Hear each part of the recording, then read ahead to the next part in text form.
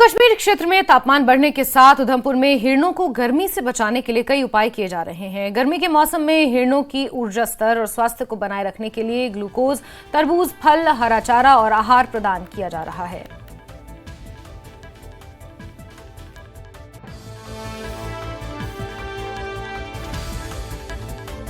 जिस तरह गर्मी का प्रकोप बढ़ता जा रहा है, इसके लिए हमने पहले ही प्रबंध किए होते हैं, गर्मी का प्रकोप बढ़ने से पहले ही, क्योंकि हमसे ज़्यादा गर्मी जानवरों को लगती है।